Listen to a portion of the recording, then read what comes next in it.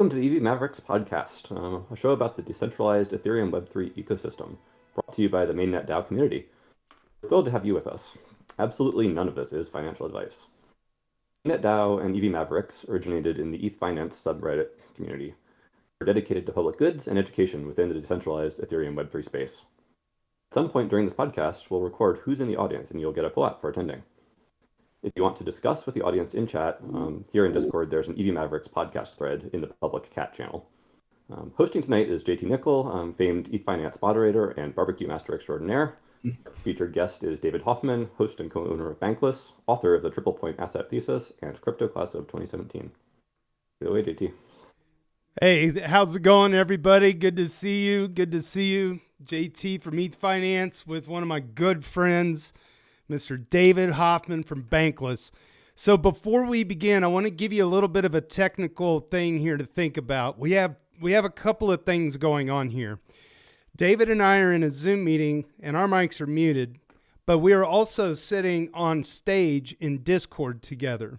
So if you're a member of the Discord audience listening from the audience on the stage and you join the conversation, make sure that you mute yourself on YouTube. Does that make sense? So you don't hear the delay. There's a bit of a delay. Otherwise, everybody else at home just watching this from YouTube, we have a really special thing going on in ethfinance, and I hope that this stream works out. So we got the Discord stage. We've got a Zoom call feeding OBS and streaming to YouTube. And there was about 30 of us Mavericks in here earlier today trying to figure out how to make this whole thing work. We've also got some other guests that may be joining the Zoom call throughout the hour. We're only going to keep this at about an hour, and this is what we like to call episode 1. And it features Mr. David Hoffman. So everybody give him a big round of applause. Great to have you, sir. Great to have you, sir. I can do that too. And so a little background on the Mavericks. You're one of them. I'm one of them. The Mavericks it was an NFT collection put together by Ether Raider some weeks ago, where he, and I believe it was another user named Bad Investment, went through several months worth of daily threads on ethfinance, and they calculated how many comments people made, the amount of upvotes. I mean, it was a pretty rigorous, time-consuming thing. Etherator put some artwork together. They produced the NFTs, and it only cost the gas to mint them. And we had a couple of days of some brouhaha about how this whole project and what its focus is, and where do we go from here.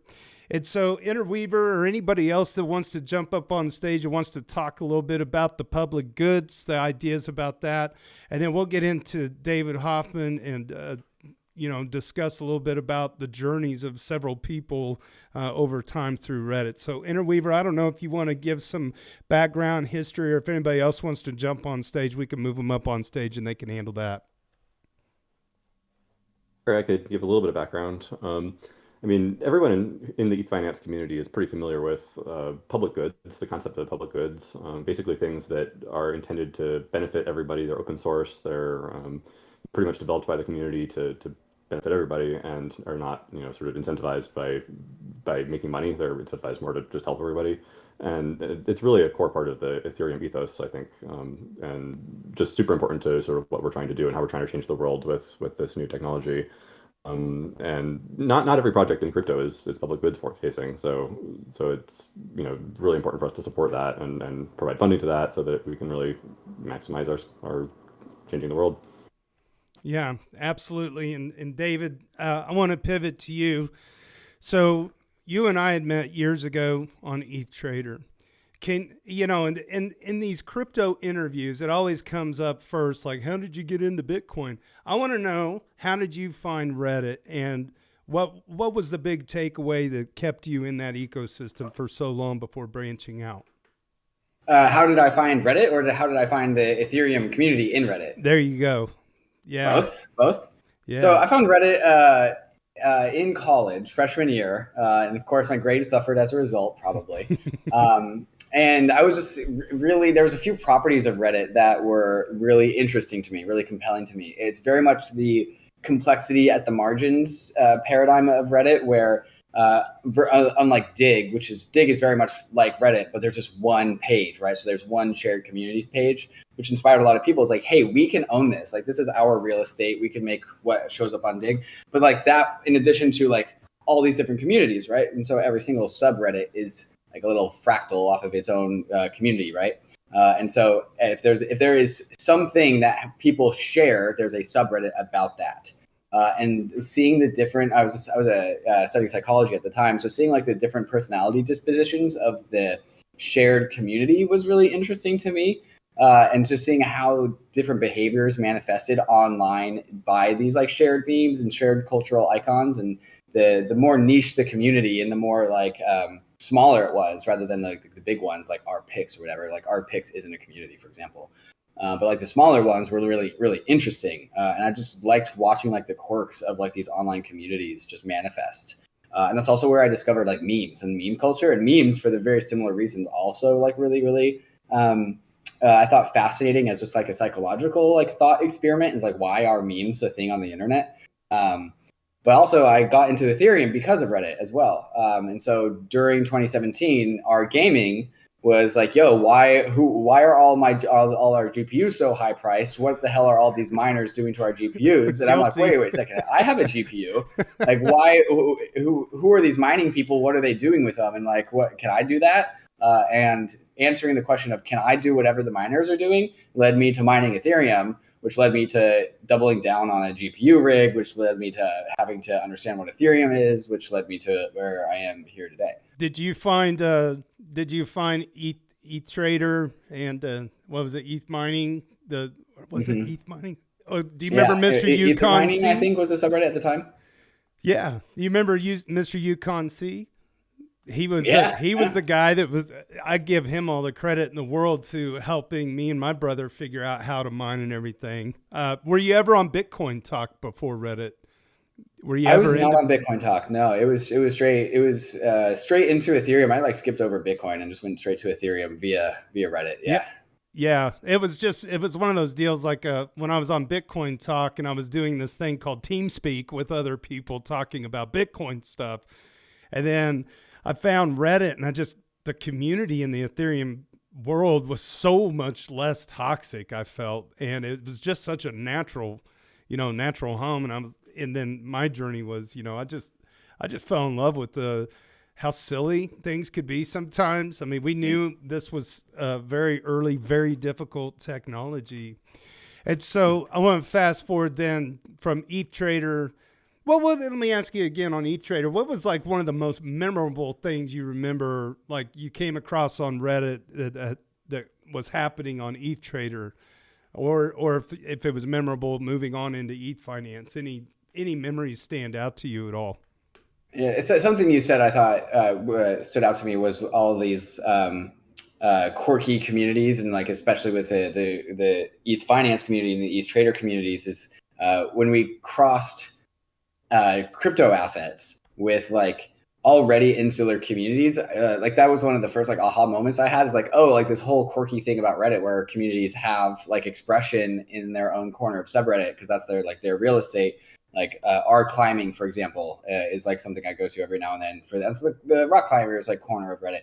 But I realized that like, okay, once we have Ethereum and we have our ETH Trader, there's like a specific culture around this like financial asset. And so like people participate in R climbing because they are intrinsically like passionate about rock climbing, but like people will engage way harder as soon as we inject like assets into these communities and have communities based on assets. And so you could just notice that with like how strong the memes and the meme, like ETH Trader, I won't give too much credit for because it was a really product of the 2017 bull market. So there wasn't like a lot of like community and culture there. The true community there, which is ultimately the part of the community that forked off into our ETH finance, right? But they just got drowned out by like the Moon Boys and like the memers. But it was still like fun to watch, right? Yeah, it got real noisy. Super noisy, yeah. I think the thing that stood out to me the most was that like Vitalik never participated in ETH Trader, but he was on our Ethereum. Mm-hmm. And so like Vitalik, like posting our Ethereum posts, like, I mean, it just seemed like, oh, clearly this is the right place to be. And like ETH Trader seemed like our Ethereum's like degenerate like shadow. Yeah, and that was it was necessary too. right? Because you had these things called tokens. And Yeah, so right. all these different communities were just like rolled up in that big umbrella. I want to talk a little bit about the split from ETH Trader to ethfinance. You know, that it still blows me away how in the middle of a bear market we were able to leave ETH Trader. The mods, we really thought, hey, we'd be fine if like a couple hundred people came over. We didn't want to blow up stuff too much, but we just didn't like the way things were going with community points and whatever. And I don't know if you remember this, but there was like 10,000 people that moved in 48 hours, even though there was only like, it was crazy, man. 400 or 500 comments in the daily because it was the bear market. And that told me what you see in the daily is literally the tip of an iceberg of who's actually there. Like I think it's some people's daily newspaper. We just don't have a lot of journalists there every day. Does that make sense? So yeah, I'm sure there's a lot of people who like open up their phone and the first thing they do is they open up the daily and they like scroll. It's like that used to be what I would do during the 2017-18 like era. I used to think it wasn't healthy to check the price and check the daily, but now it's very cathartic and normal, and you know we try to have fun. But yeah, so I'm looking at a thread here. I'm gonna pop this over here so people at home on YouTube can see. We have the ethfinance kind of the AMA thread with you.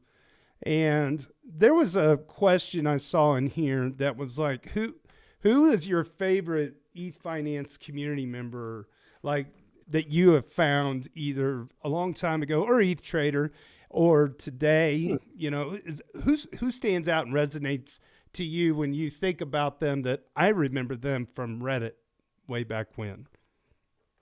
Yeah, that's actually it's going to take me a second to think of those people because those people have just kind of melded into like my current people that I talk to. And a lot of them came with me to like the Twitter. So I ended up doing like being the part of the community that ultimately migrated off of Reddit into Twitter as like my primary domain. It would be like a nice blast of the past to like go and scroll through some 2017, 2018 comments and just like see who I was talking to. I'm pretty sure I remember Superfizz's name. If my memory stands out. I definitely remember Yukon, of course. But beyond that, it's like I know like I would see Sazzle there every now and then, but like the people that I'm naming are just like the people that I kind of like I know today. It would have to be I'd have to actually go back and look at my history. Yeah. No, those are names that stand out for me. DC Investor. Of course, DC Investor. He was kind of like the Moses that parted the. When we were leaving ETH Trader, I remember just calling him on the phone, and I was like, "This is happening, man." He's like, it was just crazy because he had the ethfinance subreddit handle like months before, and he's like, "Just take this one, use this if you guys want to go." And he was very helpful when it came to just coordinating the move and the effort. It also was like a nice like rite of passage for the community, right? Going from ETH Trader to ethfinance, going from the 2017 bull to the 2020 bull. It's like Ethereum was super immature, and so was the community at the time. It's like Ethereum was never about trading; it was always about finance. And so it was nice to see like a culling of the herd of the Moon Boy 2017 culture, and then that being rotated into ethfinance. It felt like a community like ceremony upgrade. Yeah, and it was a community that didn't divide. It was just multiplying. And it's just a different kind of ethos, you know, kind of like some people like really noisy, you know, Poloniex troll box type of stuff. And I'll hand it to the mods on ETH Trader. It's rocking and rolling. They've got the donuts thing going, and that's great. It just wasn't for us at the time. But, you know, here we are. And I was going to see if there's anybody that wants to get on stage and chime in here or tell their story, because, you know, at the end of the deal here, this is not just about me. Yeah, we're talking with Mr. Hoffman here. Thank goodness he came out. But if we could go through some of these posts that in this thread, because there was quite a few really encouraging things. I'm actually sharing this on YouTube right now. The very top one got a gold sticker. Man, they got a big old award. That's a big gift. That's probably Super Fizz handing that out, but it's user I'm a granny. My son started investing in crypto in 2014, and over the next year he encouraged me to learn more about it. I didn't take much interest, but his passion only increased when his interest moved from BTC to Ethereum in late 2015. Damn, that's about the time I was in there too. Good timing. Yeah, dang. Vitalik's intertwined vision of tech, economics, and social equity amazed me. After many hours of reading articles in ETH Trader, I took the plunge and I invested a small amount in June 2016. Granny got in early. Good for her. My son walked me through what a DOA was, maybe DCA, and I wanted to be part of the experiment, so on and so forth. Oh, the donut Discord unfolded. Okay, they're talking about ETH Trader there. DC Investor got a shout out, helped me understand the similarities and differences between the existing markets and what was emerging in crypto. I appreciate all the, quote, gentlemen who mostly stayed away from the obnoxious memes of the other crypto subs. As someone who has very limited tech skills, my dream Ethereum project would be for someone to assemble and have a plug-and-play validator rig. That's a thing, isn't it? It's getting close anyway. We're getting there. By 2037, man, we're gonna be there. That's Super Fizz talking. There's Paul Brody. Super Fizz, do you want to weigh in here, Paul? Do you want to weigh in? I love the post you're reading. Like I was trying to find it now and I can't find it, but that post just blew me away. It seemed so authentic. Like we have this idea of what ETH financiers look like. We always imagine they look like us, and so it's so awesome to see someone who is just 180 degrees out from who we are sharing their experience, and that post just really got me in the feelings. So we can confirm that was you that did the major award there. It was worth it. Yeah, I would do it again too. I know you would, as you have so many times. Paul, how about you, my man? This is Paul Brody from Ernst & Young. Hi, everybody. Can you hear me this time? I think you can. Yes, we can. Sorry for my technical difficulties before. I just wanted to chime in. Like, JT, you were sort of talking about how wonderful and like non-toxic the environment is on Reddit and the ethfinance forum.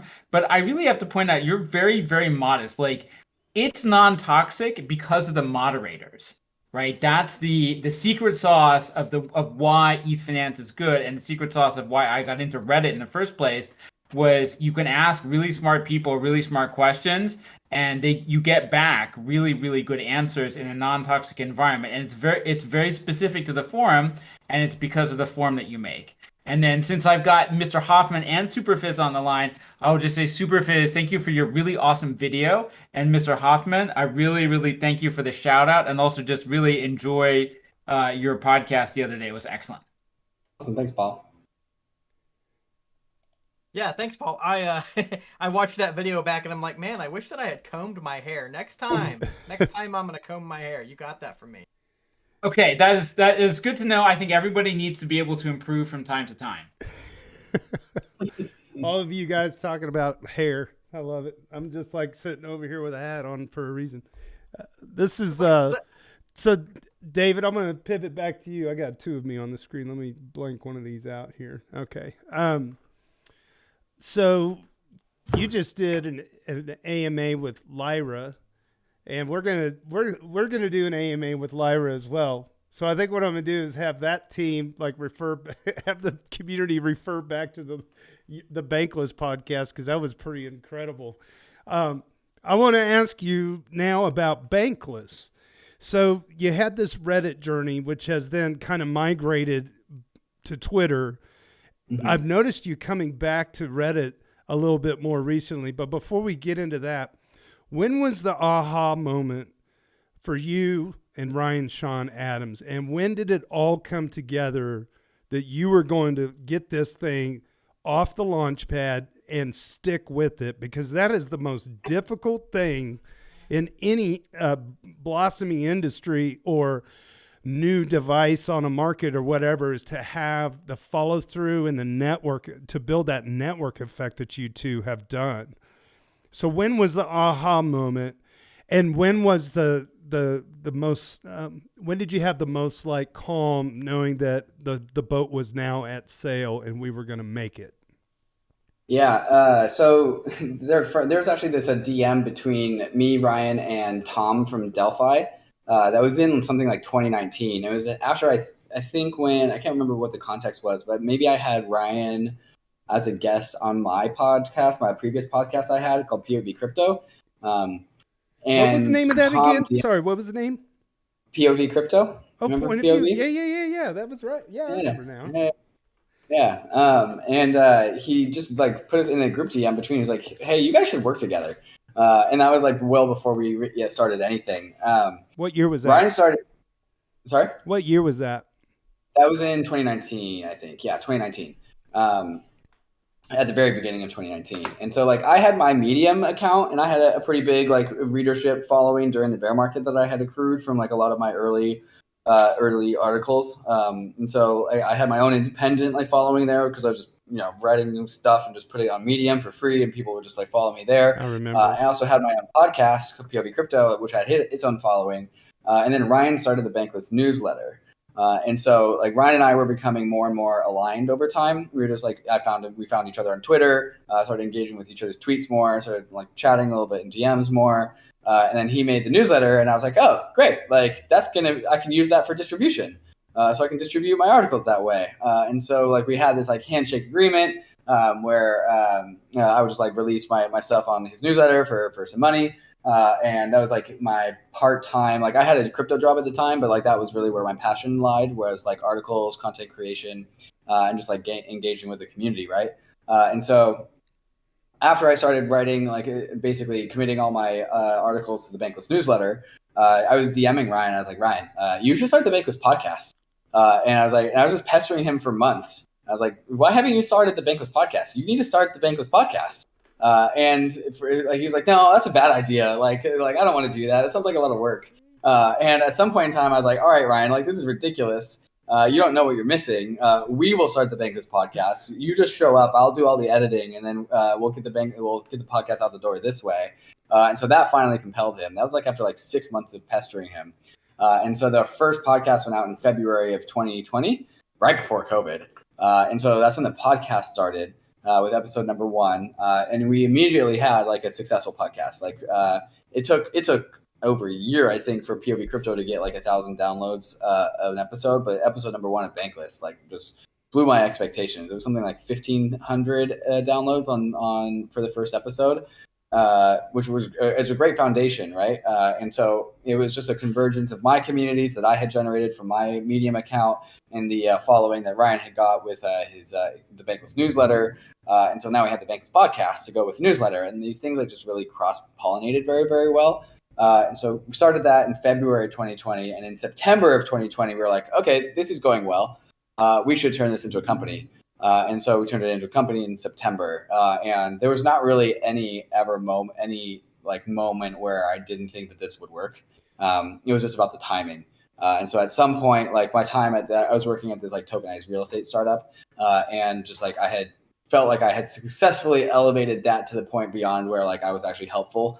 I'm not very like a good like I was like the COO, but I basically did everything. That was Realty, wasn't it? Realty, yeah. And so it was just like the time was right. And so I left Realty and started with Bankless in September 2020, and then it's been up only ever since. And it's funny how crypto time does this to the brain. If you had asked me how old the Bankless podcast was, I would have thought 3 or 4 years. But it was incorporated, did you say, at the end of 2020? Bankless LLC was incorporated in September of 2020. Oh my gosh. Well, you're not even 2 years old. Yeah, it's crazy. Isn't that wild? And you already remember the first episode of Bankless, and I was like, it's good, but it's for new people, and I don't know if it's going to offer me much. And so I like tuned out for probably like 3 or 4 months, and then I came back and I was like, holy crap, this thing has exploded. It's huge now. So I was really impressed with that quick growth. Yeah. The market really needed it, man. Like there was no significant media entity that was like doing things with like integrity. And so there's a complete supply glut of just like breaking down complicated subjects for newbies in ways that also doesn't come with like us pumping our bags. I mean, the only bags we pump is ETH, right? Because ETH actually embodies the values of crypto. And so like it was so easy. It was like, why hasn't anyone done this yet? Like, where's the media org that runs on legitimacy, that runs on authenticity, and doesn't dump on their community? Like like every other media org always was about dumping on people's communities in 2017. So like in hindsight, it was like so obvious. You know, this was an unintended benefit of the pandemic, if you can call it a benefit, but it really was. It drove people to find new ways of doing things and try to find answers in things or get into a hobby, you know, especially with the lockdowns. I can only imagine when you had everybody kind of stuck at home looking for something to do. They reached the end of Netflix. Now they need to find something else. And then they stumble into the rabbit hole of crypto. And it was just kind of a natural fit probably for a lot of people to take on and do something in that avenue. Going back to Paul Brody from EY that was here, he had in-person conferences. They had their blockchain meetups every year, and 300 people would go to, London or New York. Then they had to go online. And then they asked me on ethfinance if I would help, like, hey, we're going to do a virtual thing. It's free workshops, all this stuff. We can't do an in-person thing. Too bad, so sad. Let's try to do something virtual and at least get something out there. And they had something like, instead of 300 people in person, they had like over 10,000 people tuned in to all the various streams. People were thirsty for knowledge. And it was kind of the unintended benefit. And I have to think that this has really kind of helped catapult in many ways the launch and the success of Bankless. And it really is something that I see it cited as a source over and over and over. I mean, you were telling Ryan Sean Adams you need to do the podcast, and his first response, and it ended up being 6 months, was, it's going to be a lot of work. You damn right it's going to be a lot of work. Am I wrong? I mean, how many hours a day with the plant? Like, how many employees do you have now? We're actually hiring like crazy for the first time. We've kept it really, really tight, and because we don't really want to be like massive, we don't want to be like big CEO type of a big company, right? Like we have, for the ratio of team members to output, I think like Bankless is like in the top 0.1% of just like how much we're able to produce with how tight of a team we have. And it's kind of like really, Uniswap. really immaculate. And so like the team is so good. And we couldn't do anything without them. Like the reason why we have like so much content is because we have a fantastic team. And so we have, I would say, I think I should count these things, but like for some reason, neither Ryan or I do. It's something like 10 or 11 employees of varying capacity between part-time and full-time, and then a bunch of contractors too. And so like we have an ad agency, for example, and SEO stuff, like Clips, which are third parties, and like other third party contractors. Like the total like number of people that put hours into Bankless on a weekly basis are like 18 people maybe, but then we got like 10 to 12 like full-time people who are wearing the Bankless hat. And when it rains, it pours, because I'm sure your schedule's like an accordion. Sometimes it's spread out, and then other times it's just conference. I mean, you were doing man on the street interviews, or woman on the street, sorry, no offense, at the East Denver. And I just wanted to come up and say hi and give you a big hug. And then you interviewed me, and I didn't feel like I was standing next to Kevin Owocki from Gitcoin. I'm thinking to myself, like, I get to be interviewed after Kevin Owocki, Yeah. Like, I was like, I was just so humbled by that. And it was really nice to finally meet you in person at East Denver. But of course you're working, just the grind, it's so inspirational. And I mean, people take a look and they, I'm sure they assume things or whatever, but I'm sure you have days that are 16 hours long, where you're just on the computer. You've always got to have content. You got to dive into the next rabbit hole to come up with content. That's a lot of work, man. So yeah, congrats to you and Ryan, Sean Adams for sure. So got to tell me about the merge when you two met. So we first time this last permissionless in Palm Beach, and of course, like I've been since ETHCC last year, which is what Paul Birdie is referencing in the chat, where I decided to bring my iMac to do work. I've just been going to all the conferences, right? Like NFT NYC, ECC, Dev Connect, all these conferences. Can't even remember all of them. And like Ryan hasn't gone to any of them. And so like the jokes started like manifesting of like Ryan's just like this AI bot, just because like the way his room's set up, he's like positioned in front of this armchair, like he's got like fantastic skin. So he's just like, oh well, he could be an AI. He says your name like he's the computer off the what's the sci-fi? What about that, David? right. What do you think about this, David? I always love it when he says your name because it reminds me of Hal 9000. Right, of course. Yeah, so it was, but we actually made a partnership with Blockworks so that it turns out into Permissionless is actually like a bankless conference, so you can't not go to that. And so we got this Airbnb that could house the entire bankless team. And so like not only was it us meeting Ryan for the first time, but it's also the first time that the entire bankless team got to be in the same spot together. And so I arrived there, and Luke and Lucas from the bankless team a day early. And so Ryan like showed up the next day. Like he knocked on the door and he told us he was coming, so I knew it was going to be him. And so like Luke, the film guy, he's filming me as I'm running around all these conferences, pulls out the camera and we like record it live. He does a good job. He does a great job. So Ryan, meet Ryan, open the door. Ryan goes, "Is this bankless headquarters?" I'm like, give him a big hug.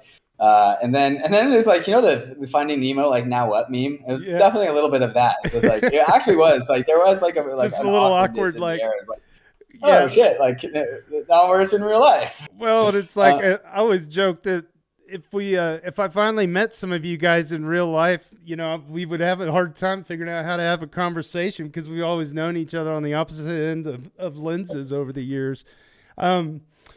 So did you guys take the whole bankless team out for Applebee's or celebrate in a big way? Maybe go to Chili's, TGI Fridays? Did you?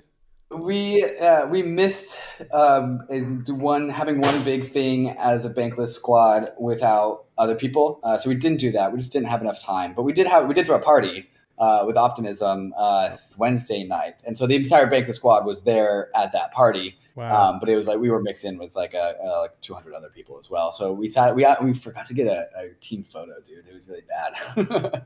So what's next? I mean, I don't know if you have any out there or anything. Like, are you guys just in cruise control mode? You've got your dozen people. You're flying. You're rocking and rolling. Are you going to stay the course? I know you named a sports center, right? Is it the home of the Philadelphia 76ers? So, yeah, the Philadelphia 76ers. Tell us how that happened. Well, that was an April Fool's joke, right? No.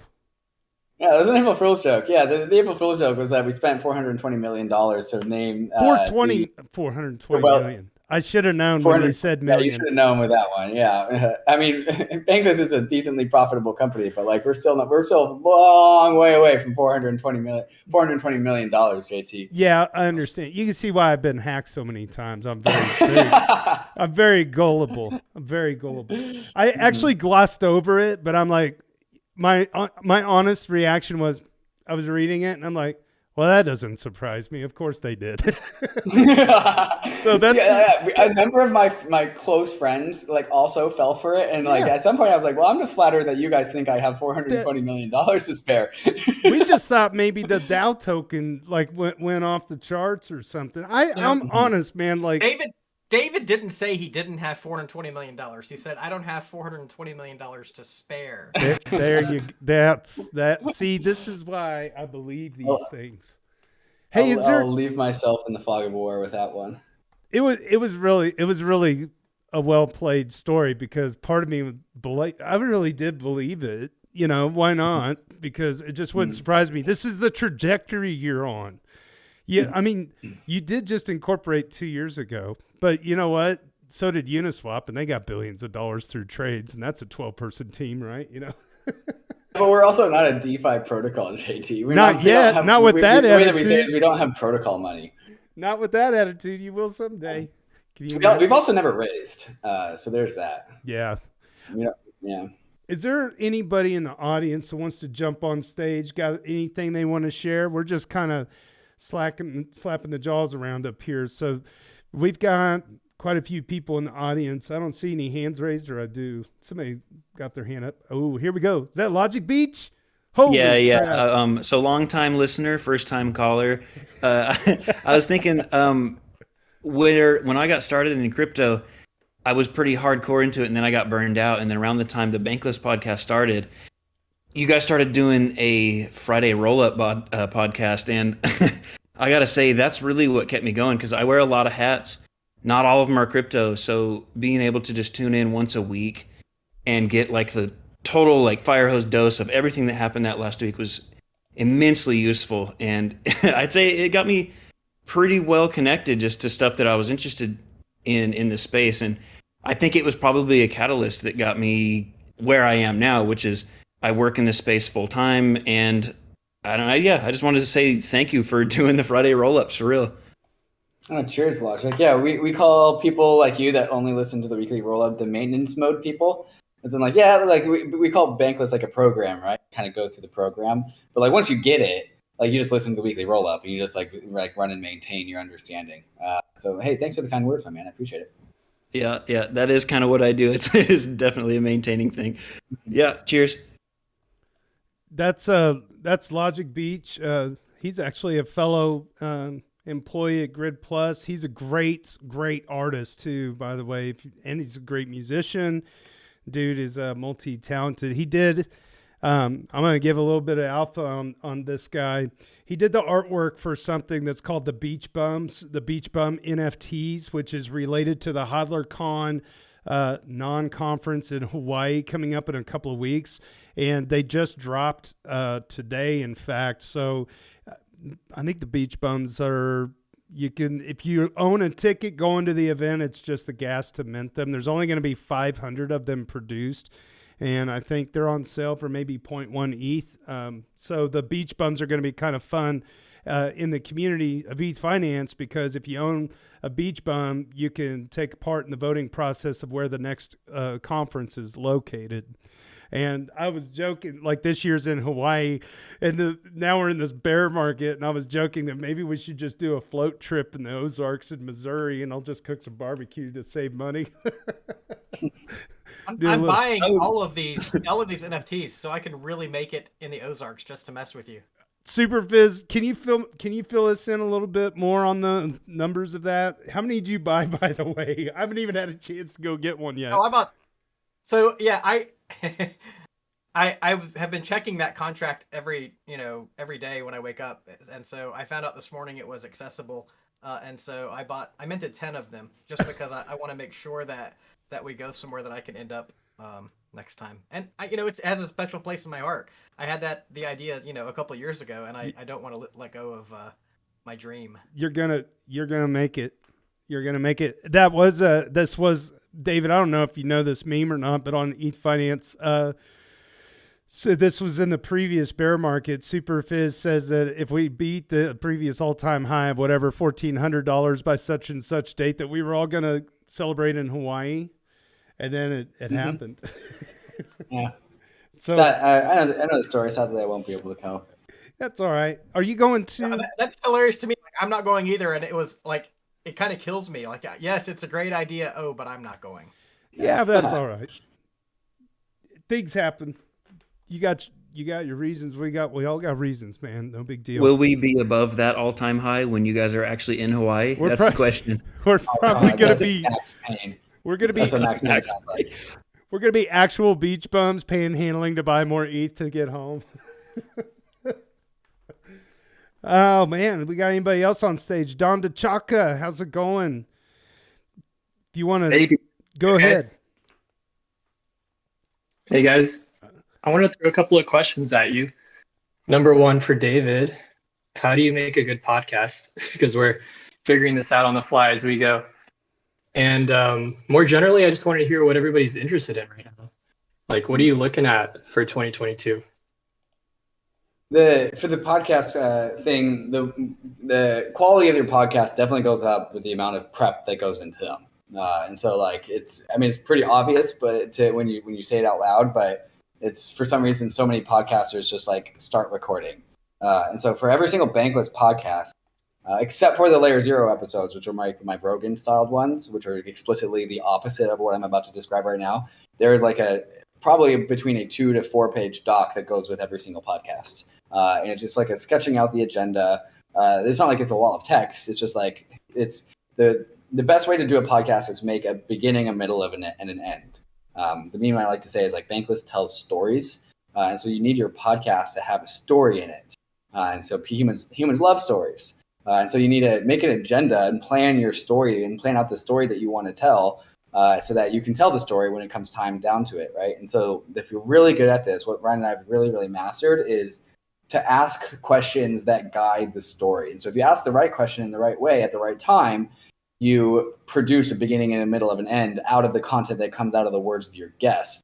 And that's what I would say about a podcast is you can turn it into a story, have a good time with that story, but just ultimately you need to have like prep to go into that to make sure that story gets told. That's what I'd say with that. Anybody else?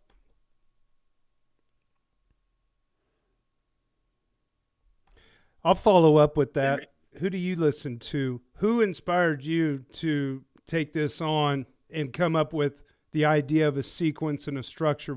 Was there anybody that stood out over the years that you really enjoyed their style of doing your craft? I do have like Sam Harris got me into the world of podcasting. Like that's where I started listening to podcasts, and then. And all of NPR's podcasts do this with the storytelling method very, very well. And like NPR taught me how to taught me all about like finance, really. Like never took a single finance or econ or money class in college. And so in like 2016 to 2017, I was just consuming. I literally went back when I realized how awesome the NPR Planet Money podcast was. I went back to episode like 1, which I realized they actually made the Planet Money podcast because of the chaos of the 2008 crisis. And so like listening to the 2008 crisis like happen what felt like real time because I was going back in history to listen to episode 1 during 2017. I was like, oh, this is kind of a trip. And so like then I literally went from like episode 0 to where it is now, like 2000 or whatever. Listen to every single one, and that's what really taught me about like money and finance outside of crypto. And they do a really good job of turning everything into a story. And so every single NPR podcast is a story. They do a fantastic job. And so that taught me a lot. Also, in the crypto space, Anna Rose's Zero Knowledge podcast, so good. She's such a good co-host. I have such like a co-host crush on her, or a host crush on her. And like she's also just really good mic audio quality. So I like to say that Zero Knowledge actually is the best podcast in crypto. It just doesn't get as much listens as Bankless does. And it's because of like the way that she curates her conversation and curates her guests and also knows what the hell she's talking about with really deep cryptography stuff. I kind of ran on there, but no, that's all really great stuff. I'm going to go back over to the Reddit thread if you want to flip over there with me. And I'm just going to go down. I think these are all listed. They're sorted by, top. So the next one that was a top was write-in questions. Who's your favorite? Okay, we did this. Who's your favorite ETHfinance community member? And then New Tosh, the best alpha. Here we go. The best alpha ever from ETHfinance. I'm sure you would agree too. I don't know if you knew this or not, David, but Paulie Naya on Twitter is Liberosist on Reddit.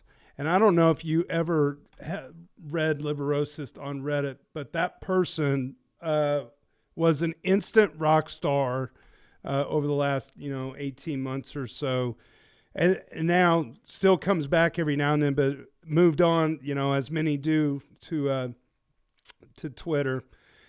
New Tosh says Liberosist had a mission, and for whatever reason, it started here on ETHfinance. Not on a blog, that came later. Not on Twitter, that came later. By the time it hit Bankless after 6 months, that whole topic was old news for us. And a little inside baseball for ETH Finance. I fed Liberosis the articles to Bankless, to David, actually, because I'm like, you got to check this out. You got to check this out.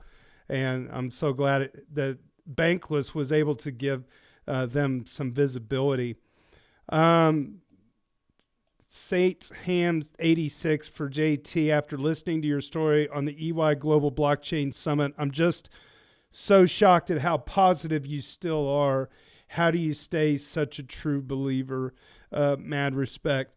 You know, some of it is self-blame, you know, as a victim, leaving my door open when I shouldn't have, digitally speaking, but getting SIM swapped a couple of times, you know, that's really heinous.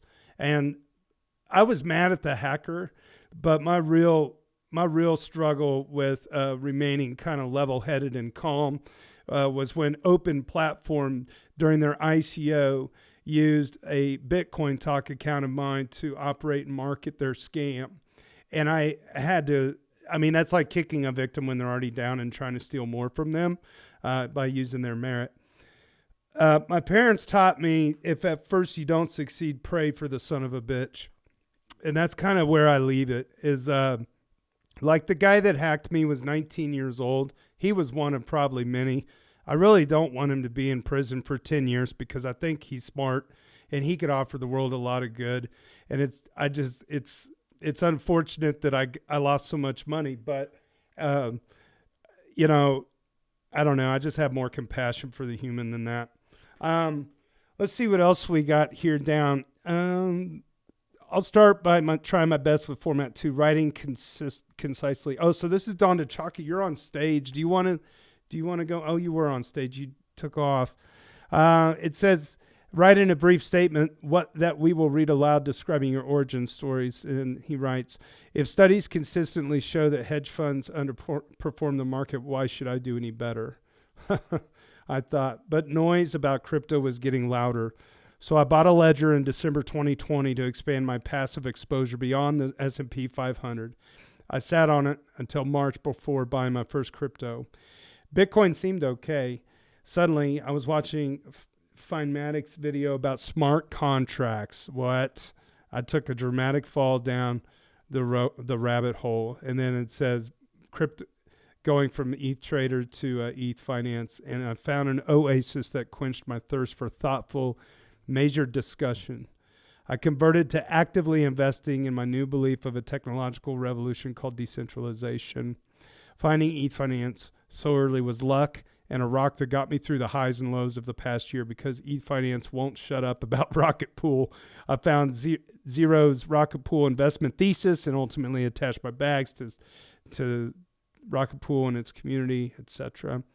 Harry ZKE, my suggestion is keep this episode more about David. David, we're going to keep it more about you, man. What do you want? Right, I'm done for that. Where do you want Ethereum to be? Where do you think? And this has nothing to do with price. Let's talk penetration. Let's say the merge is successful.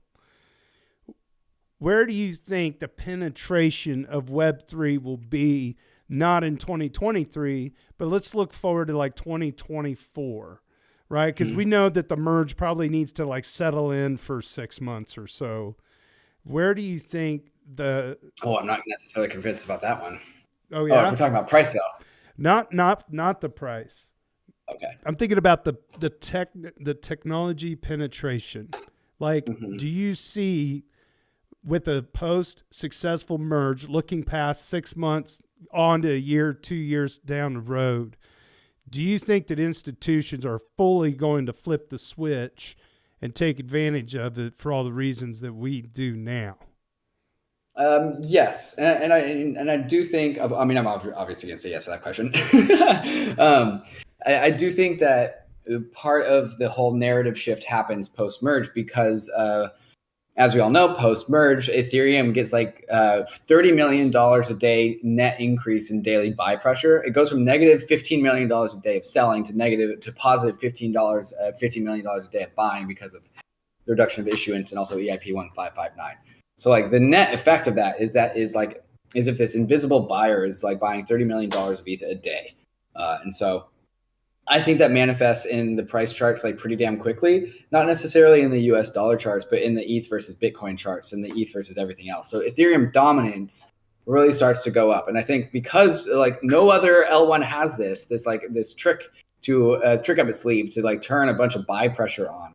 And so Ethereum, I think, is going to significantly decouple from every other crypto asset, and it's going to make Ethereum stand out above the rest much more than it already has.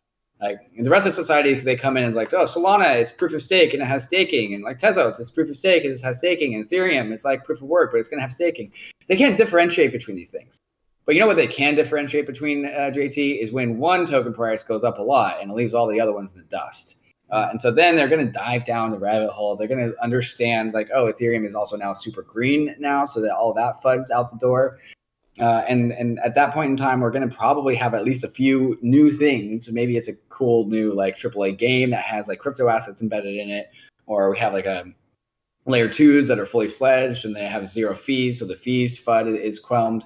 But it's basically narrative follows price, right? And so as soon as price starts to approach like the flippening, whenever that happens in 2024, like all of a sudden people are going to look towards the Ethereum ecosystem as justifications for like why the price is doing that. And they're going to look at the layer 2s and be like, well, the layer 2s are bullish, and also the merge is bullish, and also like Ethereum's getting adopted in ways that no other chain is. And so like it's just like the price is going to be this very legitimizing thing for institutions, for people that are still skeptical about Ether and crypto at large. And so with the post-merge, there's like so much like ammo that Ethereum has in its tool belt to like justify its existence to all the skeptics. And so that's what I'm excited for in 2024. And at that point in time, you just need like 1 or 2 or 3 like killer apps, like maybe some DeFi game or something to really just like rocket the whole narrative back into the bull market.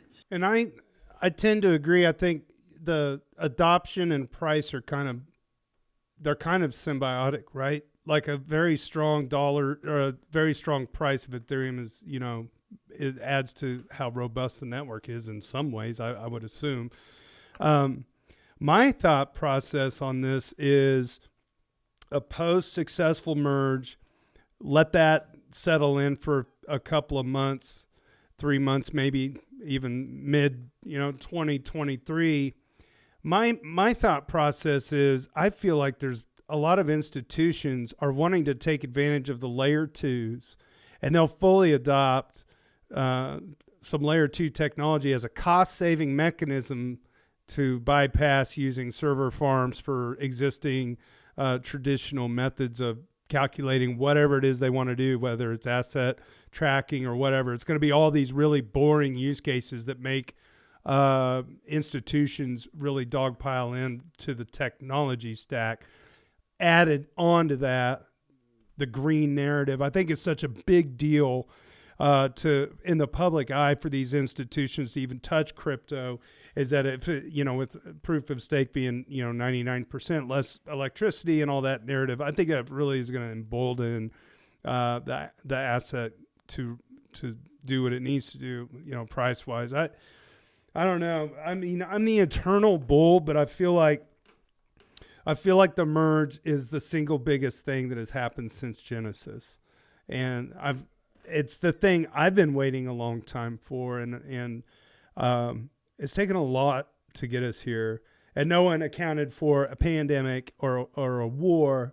I feel really happy about things. And I've hats off to the developers for doing all this amazing work, despite how difficult it is to make this machine just do what it does. It's stunning, and the community is so smart, level-headed. We don't have a marketing group. We don't have VCs running around pumping the project to dump on retail. It's just not a thing. The way you see with so many other things. I think you're right. I think it's going to continue to be a runaway train.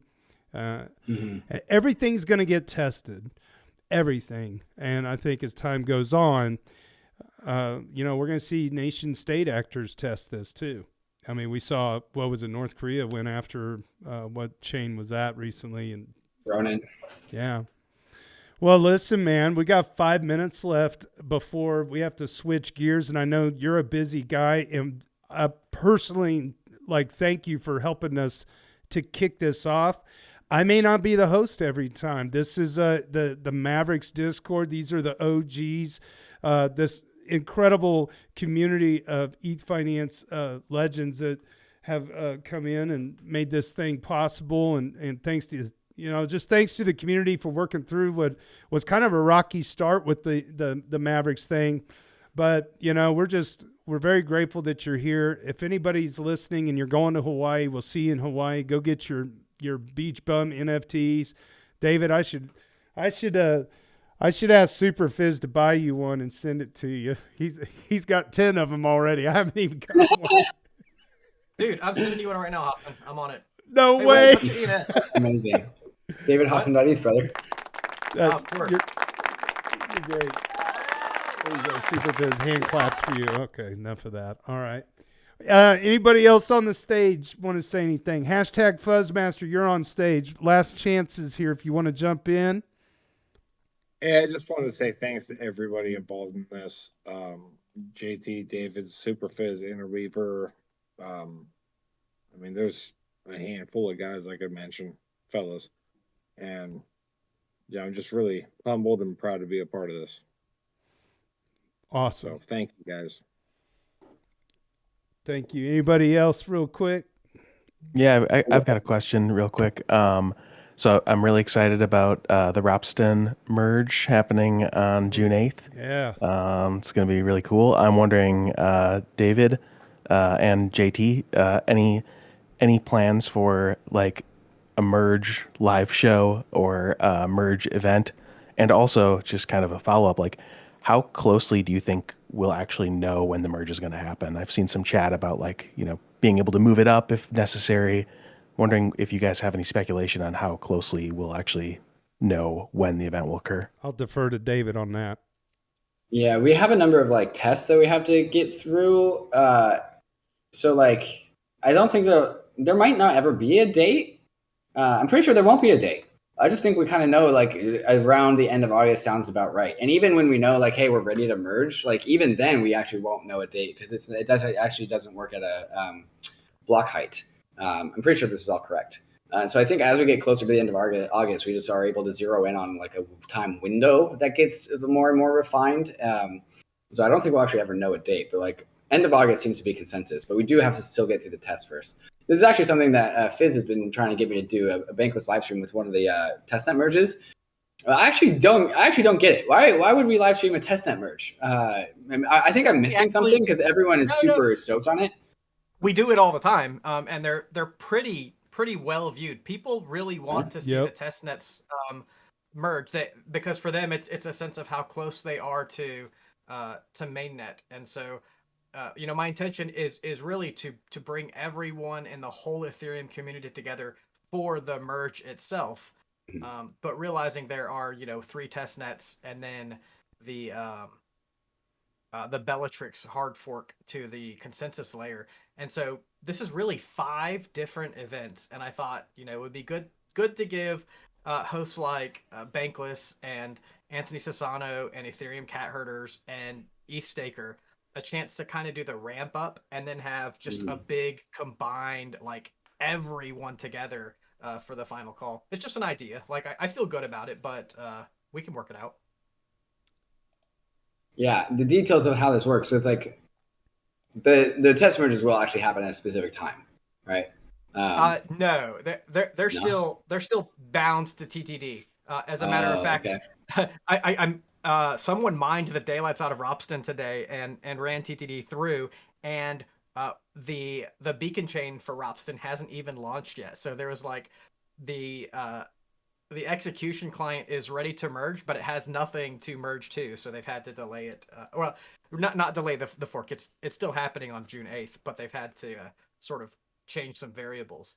But we don't know exactly when they'll happen. They're the same as mainnet that when they get there, they'll get there. Yeah, it makes it hard to live stream with, like, we might have like a podcast that we run into, so I'm a little bit worried about like having that conflict. Okay. If you're available, I'm sure Superfizz could give you the link. And I've seen Superfizz do these testnet merges, and they're like at 3 a.m, and he's got a crew of people from around the world tuning in. I mean, it's just I mean, they're not bankless numbers, but for testnet, they're pretty legit. But, hey, would you be down to do the merge itself with all of us? Yeah, totally, absolutely. Okay. I didn't know where your hang up was, but I get that now. Like your days are so scheduled tightly that you can't really just flex and do it whenever you want. Right. That's the thing I didn't get before. He didn't name no stadium based off of a testnet merge. I'll tell you that. All right, so that's great. I can move forward with that plan. I just didn't understand what we were dealing with, so I think we're great now. Yeah. Appreciate it, Fizz. Anybody else? I appreciate you. I had a question. I do want to be respectful of you guys' time, but I'm a huge fan of all you guys. But my question for you, I know the merge is supposed to make Ethereum green, but has Ethereum thought of going carbon negative? I know there's some alt layer ones that have accomplished it, but I know you said public perception might change with Ethereum going green, but what are your thoughts on it becoming carbon negative? Thank you. I think it depends on how it gets done, because the mechanism is a political choice, right? And so it's a difference between what does it mean for Ethereum to go carbon negative? Like, does the EF pay for carbon sequestering, or like how do we actually do that mechanism? So it really depends on, can we have this credibly neutral mechanism produce carbon negativity out of the Ethereum ecosystem? It seems like it would be an app layer thing rather than like a protocol thing, right? Which means it's actually not technically about the protocol. It's more about the app layer. It's like this one app on Ethereum helps sequester carbon and go carbon negative. It really depends on, like, I think it's a great narrative. And like, I think that whole entire side of things is just like, hey, there's regenerative finance. There's like the climate DAO is like actually doing good stuff, like where our finance is impacting the supply of carbon in the air. Like that is just like a good PR for the Ethereum app layer, which flows down to the Ethereum itself. But it's like an illustration of like many things that can be built in the app layer. And so I think it's just like these projects that do this sort of thing should compete on the app layer side of things. It's like, yo, we're the green project. You should come join us, and we're the ones sequestering the most carbon. But I don't think it actually fits at like an Ethereum like core protocol branding. If that makes sense. Thank you. Cheers. Anybody else? Last call. All right.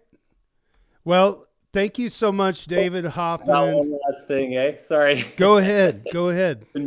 Things here with the LYRA as well. Yeah, I had one thing to say. One was about the ethfinance community and also Bankless as just a great place for, like, lack of a better word, like normies, like people to come in and, you know, there's a lot of scrutiny around platforms. And I think we recently saw how like quick things can shift in this space when there isn't a lot of thought, or I don't know what's the right word. But what I wanted to also ask David was, what do you think about like the whole PvP kind of nature of the space, and maybe how do you contrast that to like the positive sum parts? And like, yeah, I'm sure you experienced the degen part of it, and kind of like how do you personally, you know, put it together?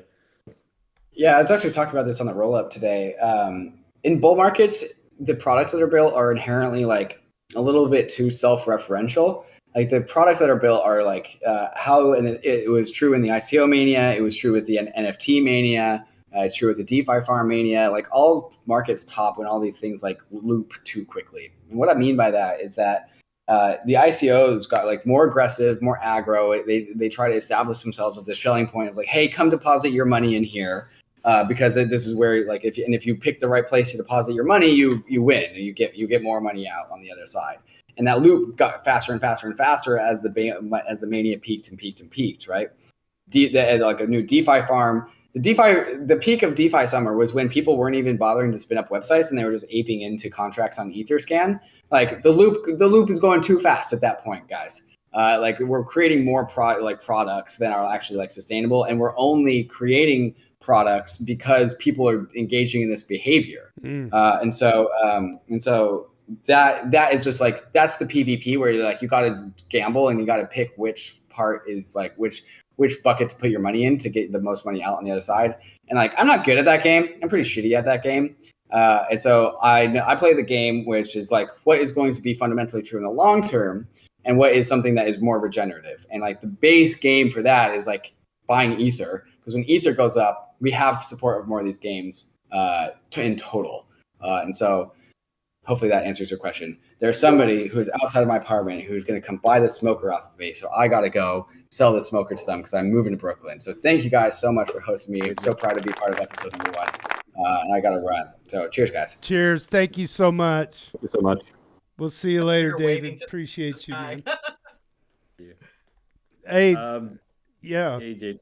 I'm here. So just got the LYRA team ready. So I think maybe we'll they're going to be answering the questions in the Reddit, and then they'll come on in a little bit. So yeah, I don't know whatever you guys want to do. If you want to close down, restart. Well, should I end the stream on YouTube, or should we just keep going and then I'll edit the title when I shut it off to say EVMavericks Origin Stories with David Hoffman plus a bonus LYRA AMA. I'm happy for either, and I think also this gives us a great opportunity to, have the community kind of pop in and just chat. There's been so much hard work by so many people, and we've done so much, honestly. So I think it'd be nice just to hear from people on how they think everything's going. I popped a Discord link or a Zoom link to Superfizz. I hope send it to Superfizz. It's all right. What am I looking for? I sent you a DM with the Zoom link if you want to join. Do you know anything about LYRA? I was listening to the Bankless thing, and I'm not a person that knows much of anything about. Oh, look at this guy. Let me switch over to this. He's the amazing Superfizz. I know the answers. I do not know anything about LYRA. Okay, mute yourself on Zoom because you're on stage. So mute on Zoom. And that should take care of an echo. I can mute you. There, I muted you on Zoom. So you're on stage on Discord, right? Yep. Dun, dun, dun, dun. Oh, stay on stage, dude. Where'd you go, Superfizz? You need to stay on the stage. Dun, dun, dun, dun. Play some music while we're waiting. Maybe. Hang tight.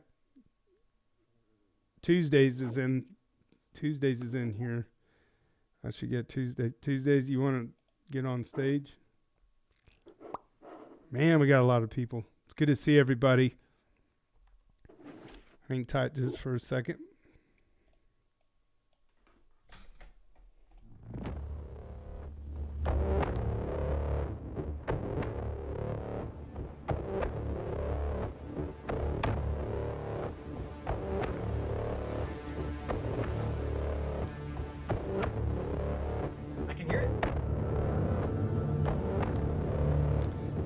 Superfizz, you need to be on stage. Now. You're muted.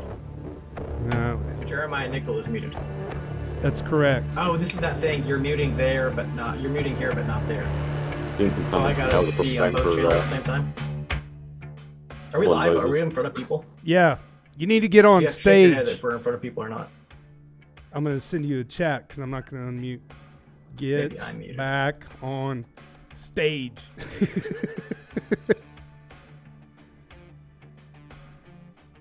If somebody sees Superfizz pop up, put him up on stage. I'm looking for him. Oh, there he is. Boom. I got you, man. I got you, man. There you are. All right, you get anything at all.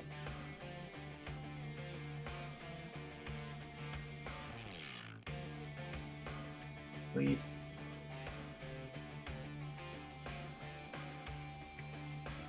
I don't know if I want to mute him. Make host, remove, report.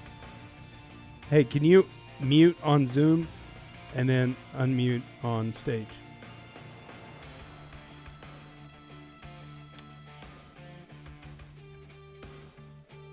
You guys just want me to end this channel?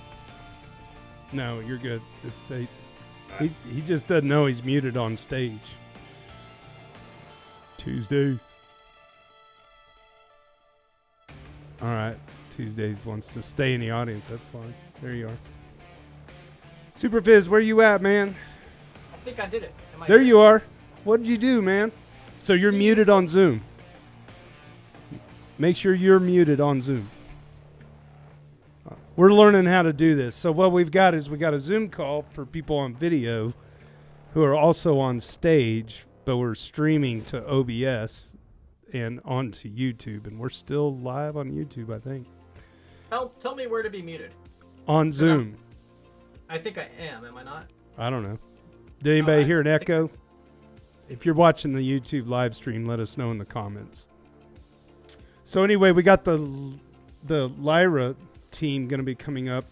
If somebody wants to get them in here, we'll get going. I don't know who I'm looking for. I want to make sure. Yeah, just chatting with the team. We'll get them in shortly. I'm going to send you a Zoom link that you can send to them. Oh. If they want to jump on the Zoom call, just tell them they have to mute on Zoom and also get on stage in Discord. There'll be 3 people. I think for the sake of, well, I'll send it. Why not, right? Yeah, if they want to go on video. Sure. If they don't have to. I don't think they're gonna go on video. That's fine. On the team. Yeah. Yeah, that's fine.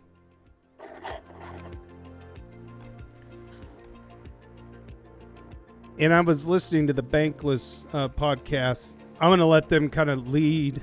We need to find the LYRA AMA, correct? So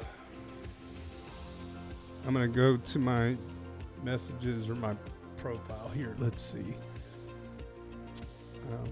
Peace out. Okay, LYRA AMA. Okay, I'm going to approve these comments by LYRA Finance so everybody that's watching YouTube can see what I'm doing. Doing some mod actions here. Oh, you could see me do this live on. This is a permanent ban because that is a spammer. Peace out.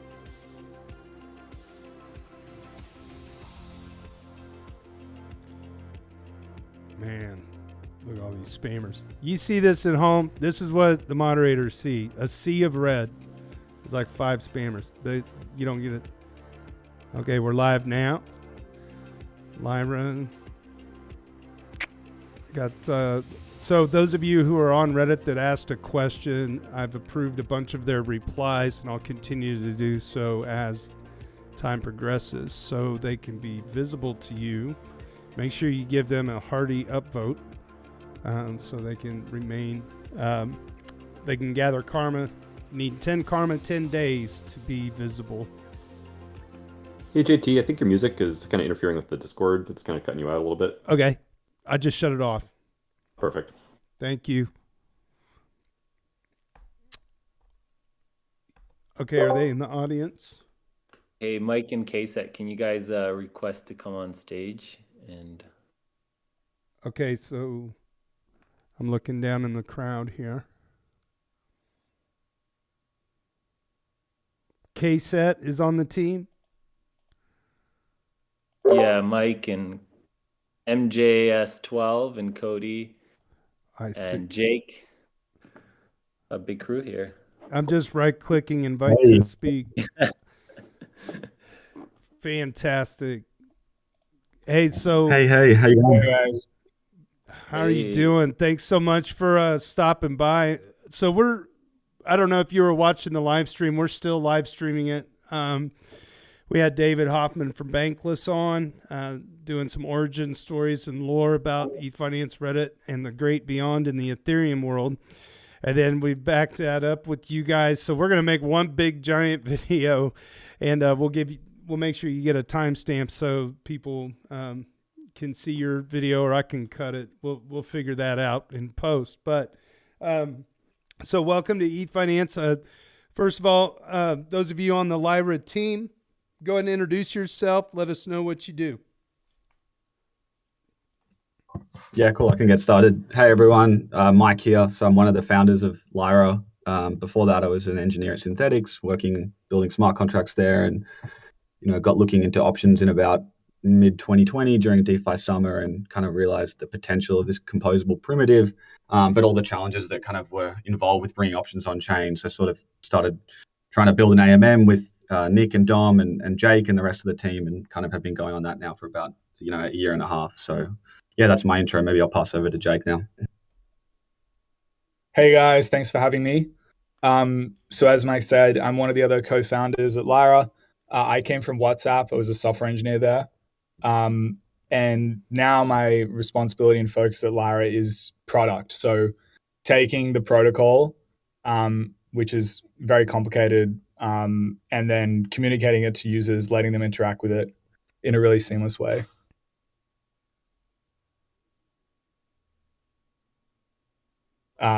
Cody or Kelly? I guess I'll jump in. Hey guys, I'm Cody. I've been at LYRA for a little over a year now, running growth and community. Before that, I was doing an MBA at the University of Technology in Sydney and working more on traditional startups and that sort of thing. I just want to say, I've seen your little lion profile pictures all over crypto Twitter and Discord. So it's cool to finally be here and be kind of like in the EVMavericks community. So thanks for having us. Woof or meow. Hey, can you guys hear me? Yeah. Hey, I'm Kisa. I work at LYRA in partnerships and integrations, and yeah, I'm really excited to be here. I come from an options trading background, so here to help answer any options questions and stuff related to the AMA. Thanks for having us, guys. Yes, so thanks so much for being here. And so just a little bit about the Mavericks. What really sets this community apart is these Mavericks were earned. They weren't purchased. It wasn't like it wasn't the kind of NFT drop where there's 10,000 of something and then people bought into it and that was their ticket into the nightclub. It doesn't work like that. So the community members that were offered an opportunity to mint a lion were actually procured over time according to contributions. So there was no expectation of anything. It was just the nature of the community on Reddit, on ethfinance, where we just have a very lively group of people in the daily who were then a couple of people came up with an idea. Hey, we could put an NFT together based off of real world data. And so the people that you see on crypto Twitter that have the lions, most of them minted that based off of their profile interactions on ethfinance over time. So these are, generally speaking, this isn't really like a trading group. These are Ethereum, technology lovers that have been here for quite a while, and I'm just this public facing moderator. There's so many good community members, makes our job really easy. And I got Super Fizz here. He runs ETHstaker. He's a fellow Maverick and a long time. He's been in ethfinance since day one. And so I'm really glad that the LYRA team reached out to us. First of all, you did a great job of like approaching the moderators, asking for a little space on the subreddit to conduct an AMA. And a lot of people don't know who you are, but this is how they're going to learn more from you. And so I think we need to jump in maybe on the most basic of questions, which is, what are options? What does expiry mean? What is a call? Can you just give us, like, in TradFi terms, what those things are, and then maybe how that works into the blockchain in the future? That's a very big question, but I know that'll give us a lot of good background and content, because we're a community of teachers, but we're also learning too, and I stand to learn from you. So go ahead. I guess I can start off. I'll give the crypto native perspective, and then I'm sure KSET can offer a more refined perspective from the TradFi side, having some experience there. And just as well, before I get into it, would like to say, yeah, I've been a big fan of the ETH finance community for a number of years. When I first started seriously researching Ethereum back in like 2016, 2017, I spent a lot of time lurking the forums of ETH finance, and great to see the community still thriving, over 5 years later. So to your question on like what are options, right? So in its most basic sense, I guess, an option gives someone the right, but not the obligation to trade an asset for a certain price. That's called the strike price, on a certain date in the future. That's called the expiry. And there's two main types of options, right? There's a call option, which lets you buy the asset at the strike price on the expiry, or a put option, which lets you sell the asset, right? So it's a very flexible, very generic template, right? Which is actually, I think, where you start to get the power of like, this composable potential of options, is that you can really create whatever payoff you want, right? So, you might hear about people talking about options to like, hedge risk if price goes down. They might buy a put option, which means that if the price of an asset goes down in the future, they can still sell it at the price they want to sell it at. On the flip side, like maybe someone's bullish on, ETH price going up as we head into the merge, and then, they might want to buy a call option and take that out, at a lower price, so that when the price does increase in the future, or if it does, they get access to buy it for less. They're just the most two basic examples, right? So you can actually combine options to construct any financial payoff you want into the future. So another really common one is like you'll get people combining a call and a put, which kind of lets you bet on like the volatility of that asset going up, and kind of gets to this, I think, the heart of what options are for me, which is that like, an option lets the holder sort of transfer risk from the future and kind of like, attain certainty about what they can do on the expiry, right? And I tend to think that's a pretty fundamental requirement for any market, right? Because it lets markets sort of onboard people that are not speculators, right? As we know, crypto prices fluctuate wildly up and down, and a lot of people just aren't interested in that, right? They want certainty about, what they can do in the future, what they can trade an asset for. So yeah, that's kind of what attracted me to options. Like, I'll admit, like, I'm not an options trader, so like I can't really go into the intricacies maybe like KSET can, as to like how you can really construct unique payoff structures. But I do think like just at that foundational level, they're just really, really essential for any developed economy, which DeFi is definitely trying to be. Anything you'd add to that, KSET?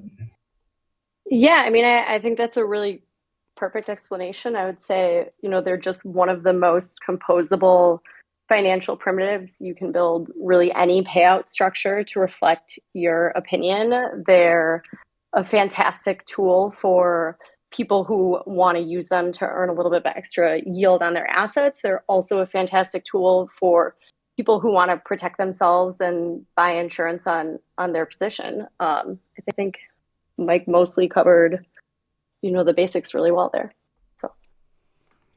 So I was going to put it out there to the people that are sitting in the audience. If this is something that you can speak to, or you have questions for the team, feel free to raise your hand. We'll get you right up on stage.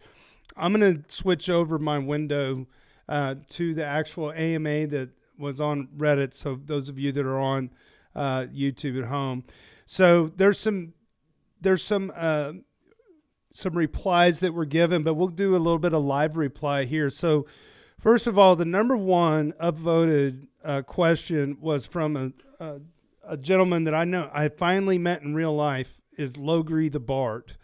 Logri the Bard is he is such a smart guy when it comes to all of this stuff.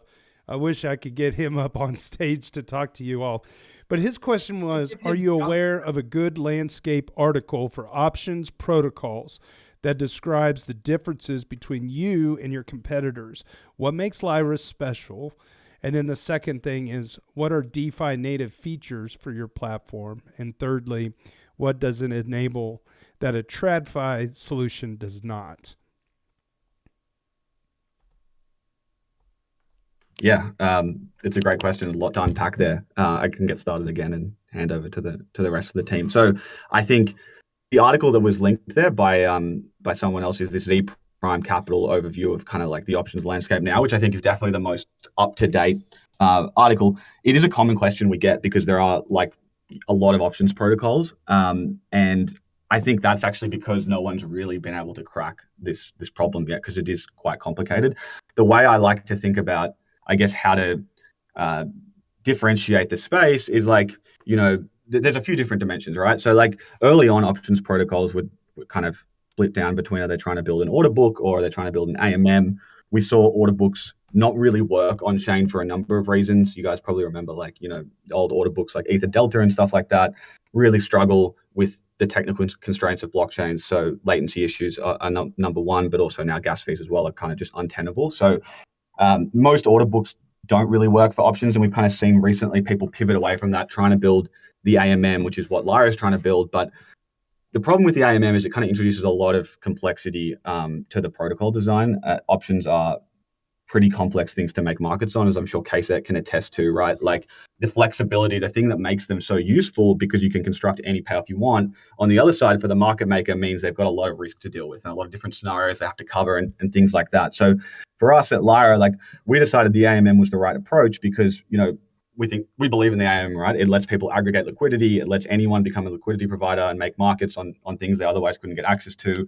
And on the other side, it gives permissionless access to traders to buy and sell, the assets, in this case, the options. So we basically wanted to build the AMM, which I think is what most other teams are doing now, but that introduces all these problems around like pricing and, liquidity aggregation, risk management, these types of things. I think for those looking at the space, like, you'll see most protocols now are trying to build an AMM. Where you start to get a little bit more sort of differentiation is like, some people are focusing specifically on, say, like the option vault sort of project. So you've got like Ribbon and StakeDAO and these types of things, which basically let you run automated kind of covered call and cash secured put strategies. They've been quite popular for users because they are a really natural, I think, evolution from this kind of yield farming narrative that sort of, transpired throughout 2020 and kind of has proved to be unsustainable, as we know. Options, as KSET mentioned, let you kind of generate cash flows for selling.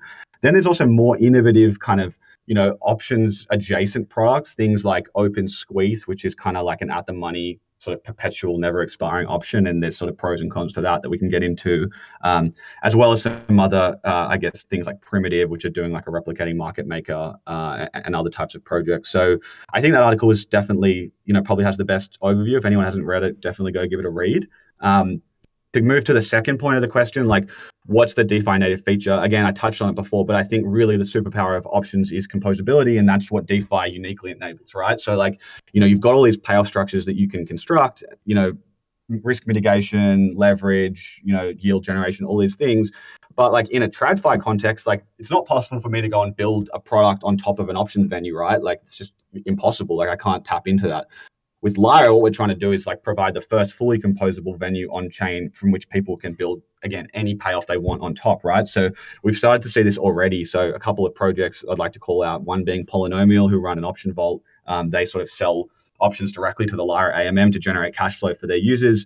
There's another one called Brahma Finance, which are basically, they're bridging interest from L1 over to Optimism and using that to run a kind of option buying strategy to enhance the yield of that liquidity farming.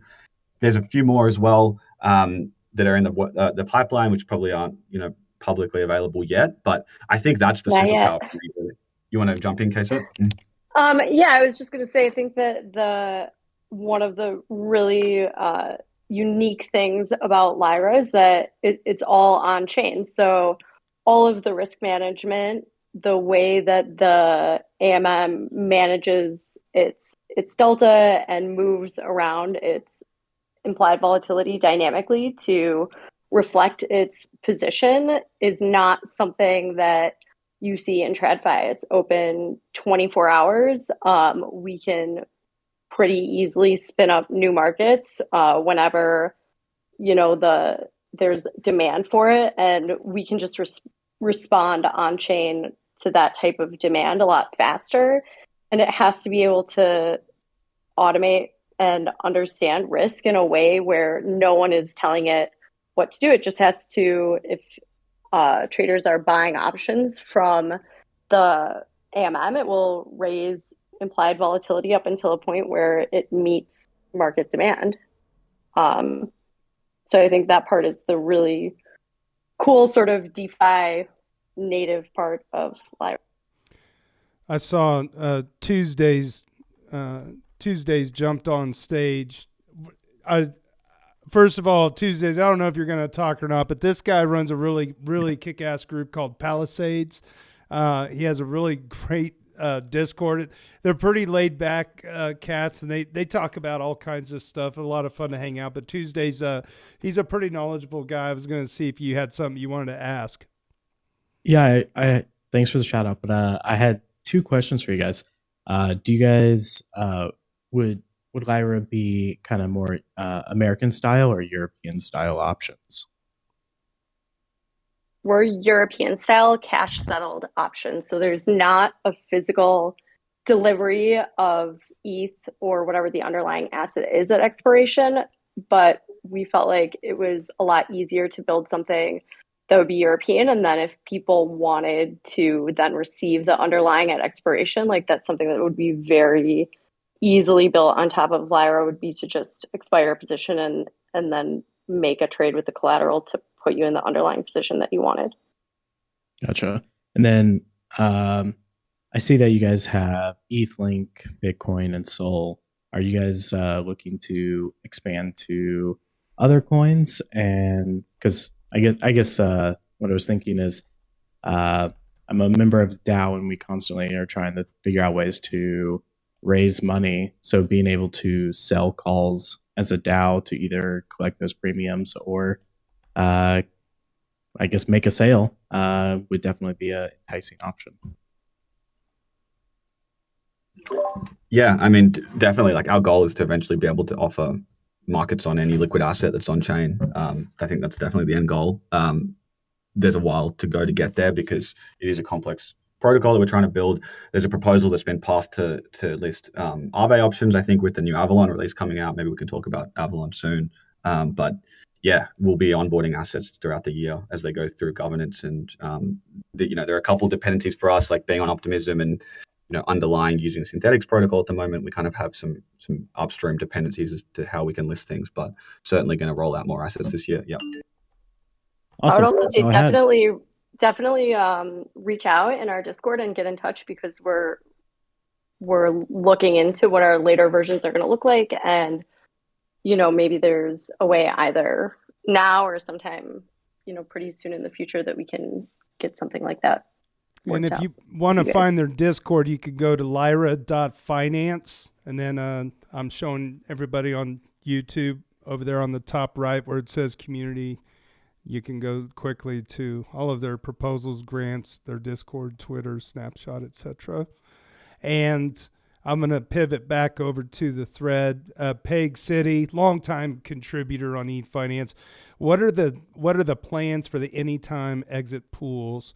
I would assume there will be a rush to exit and get your SNX rewards weekly. How will the pool handle that sort of thing? You want me to go, KSET? I can. Yeah. I'll go. Yeah. So anytime entry exit is the foundation of the Avalon upgrade, which is coming next month to mainnet.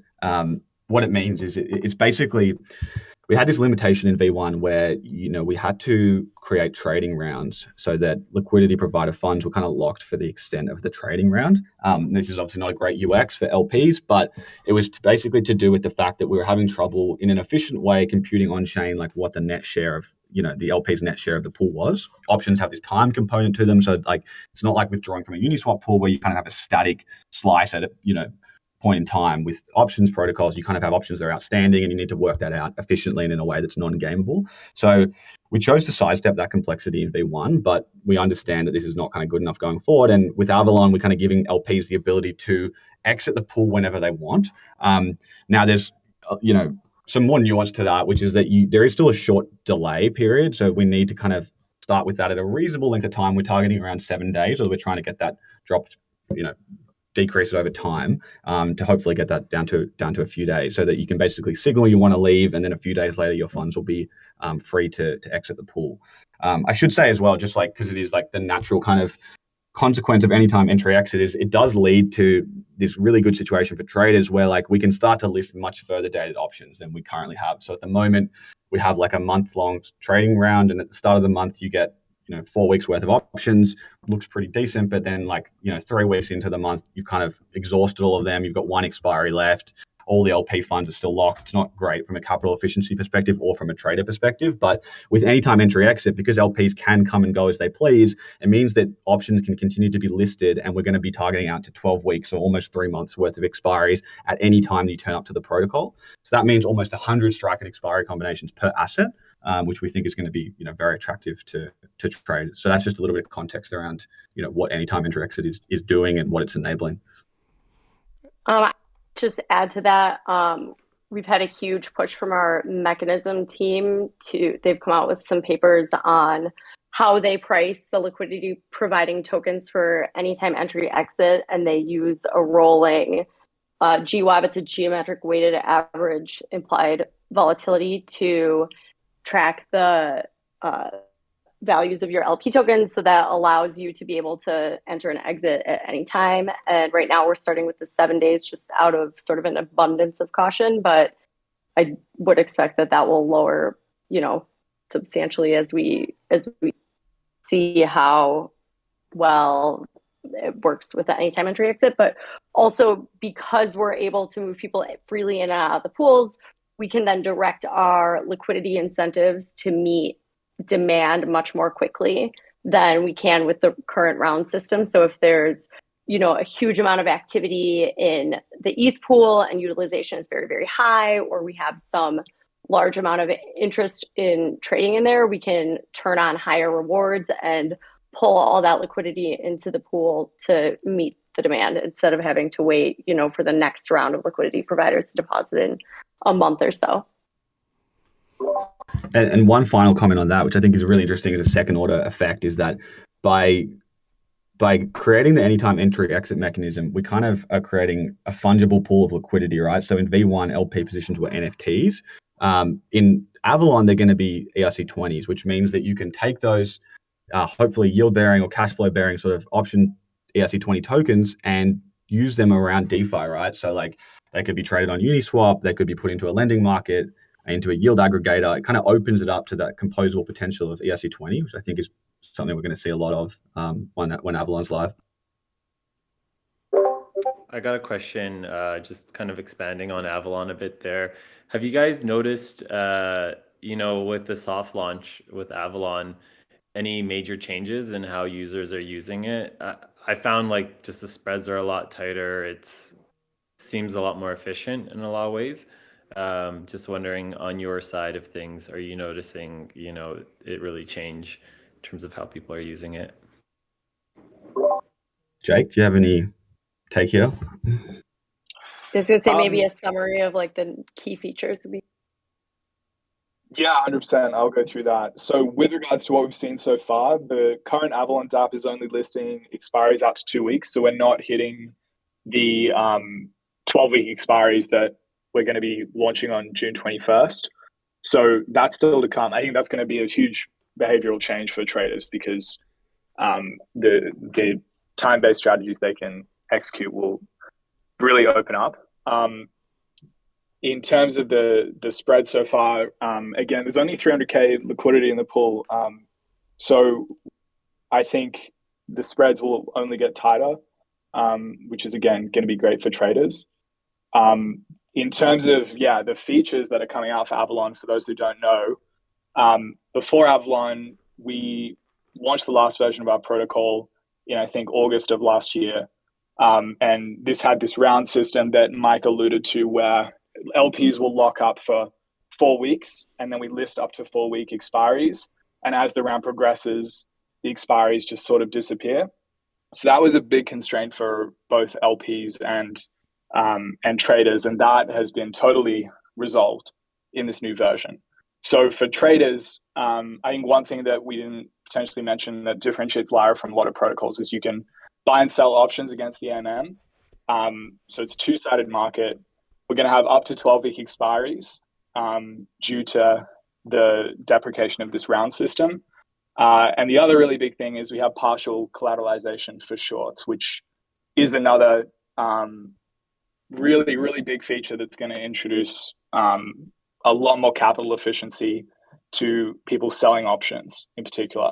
So we're going to see, and we already have seen a lot of people reaching out to us that are going to start to do things like arbing between LYRA and Deribit because it becomes more capital efficient, and just like, I think a lot of new strategies are going to come into play. And then obviously, for LPs, I think we've covered most of the new features, but anytime entry exit is a huge win. And delta hedging, which previously has been turned on for some of our smaller markets before Avalon, is going to be turned on for all markets. So LPs are not going to have any directional risk throughout the course of their provision. I think that's everything. Sorry, I might just jump in there like anecdotally, because we don't have a lot of like data on Avalon yet, because it's only been live for a short period of time. But just and I'm sure KSEC can echo this as well, like talking to partners, kind of keeping an eye on the Twitter and seeing how the general conversation is going. It's kind of like, LYRA launched quite a while ago now, and people said, oh, I'm going to try this. There was this kind of this issue with rounds, it wasn't very capital efficient for selling, but it worked. And the pricing was kind of, was the first time there was like this two-way market on chain. So it kind of perked people's interest back then. But what we're seeing is like a lot of the more serious options, voices on crypto Twitter and that sort of thing, kind of having another look at LYRA, which is really exciting for us.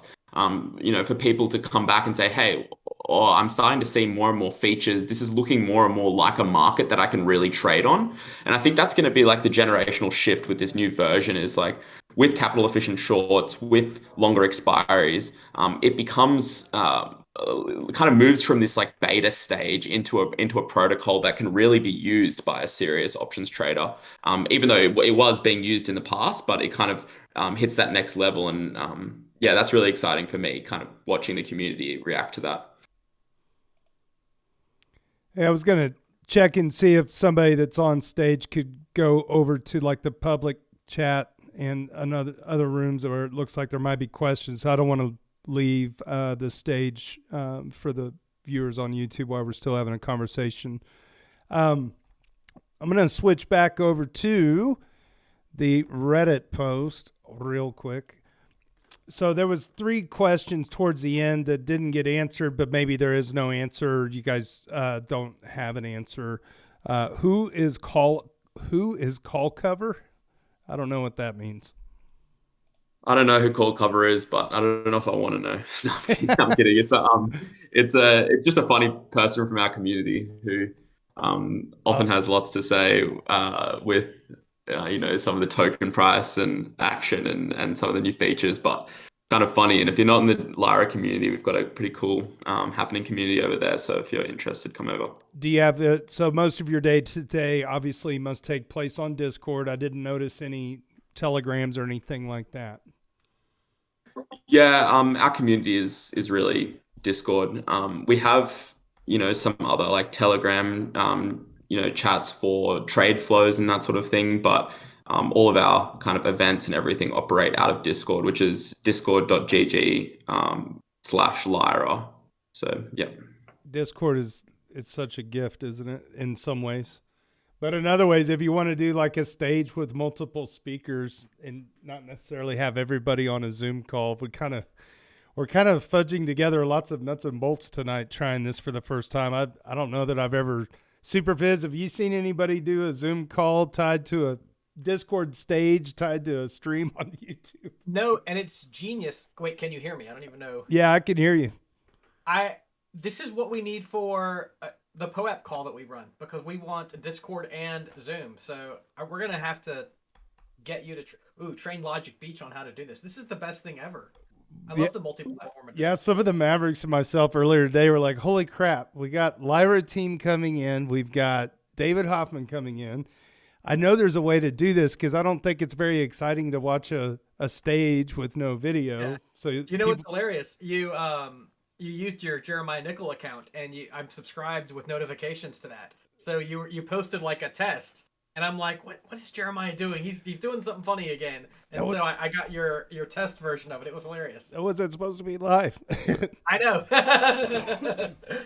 Going back to the LYRA team, by the way, thanks so much for answering people's questions. There was two last questions, at least in the thread, is when one transaction spreads. Can you chime in on that? Maybe you need to just describe what that is in TradFi terms. A transaction spread or one transaction spread? I think we can give you the classic DeFi answer of that as not now, but soon. It's definitely a problem that we're trying to solve. Right now with partial collateralization, we're one step closer to sort of being able to trade and package spreads. A spread would be any transaction that is more than one leg. So either maybe buying a call and selling a different strike call, or buying a call and a put together. You can create all kinds of payout graphs and strategies by combining multiple different types of options. So it's not something that's coming with this new release, but I do think it's something that we'll try to solve for in one of our upcoming releases, or possibly like there will be some level of composability on top of LYRA to get something similar to that build. I forgot to make a shout out to the username of the person, Woot Nasty, that had that question about one transaction spread. That's awesome. You gotta love perfect. You gotta love the Reddit. The Reddit usernames are classic. And then Hossilef, Hocilef, asks, I often read stock market options are overpriced regarding volatility. For example, implied volatility is greater than realized volatility on average, so that you have more chance of making profit by selling. Does this observation stand? Does it stand for the crypto derivative?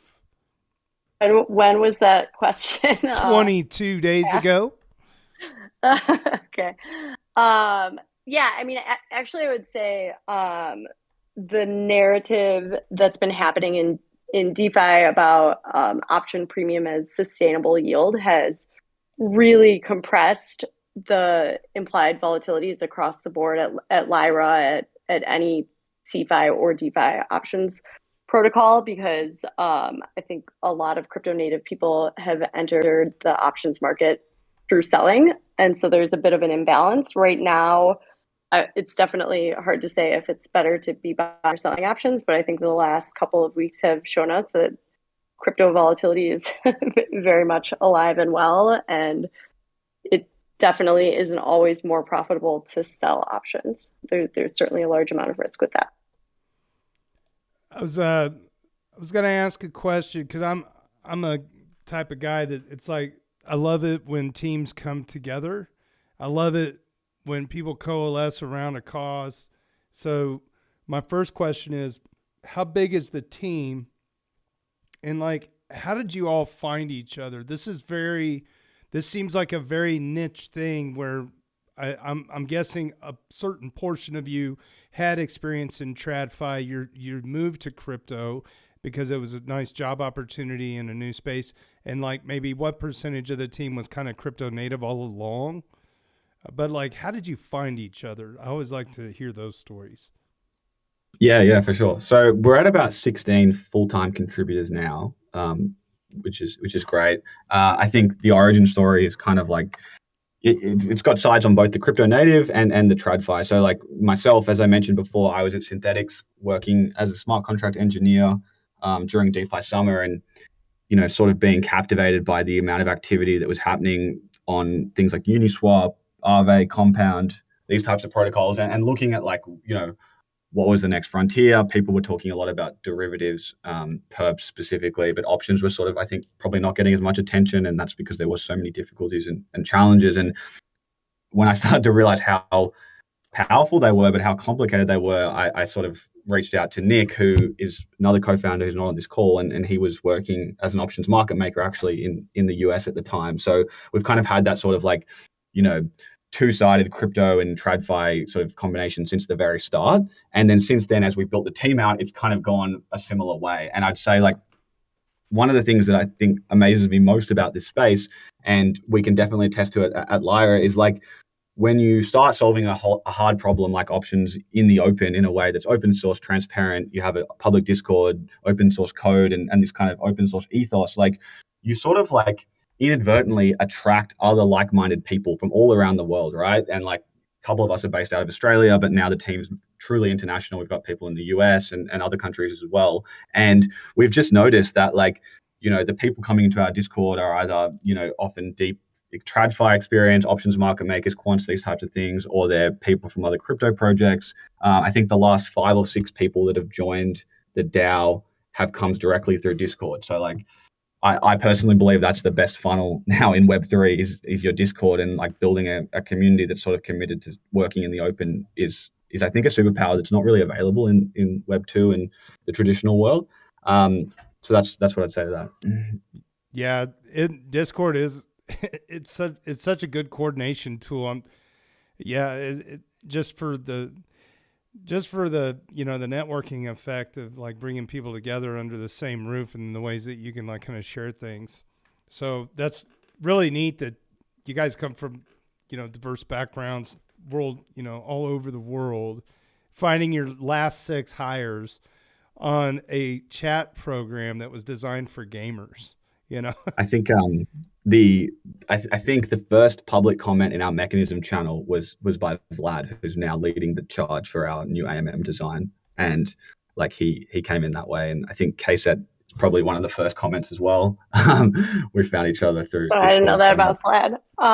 Yeah, I mean, I came in the context of my traditional finance job, and I was trading and market making on Bitcoin options at the CME, and started looking to get across all of the DeFi options protocols that were popping up, and joined a ton of different option communities, read a ton of white papers, and started, you know, asking really serious questions about LYRA's trading mechanism and giving input, and, you know, really trying to understand what was going on. And it was just such a cool innovation and something that we just haven't seen in anywhere in CeFi or DeFi before, that it was something that I really wanted to join and be a part of.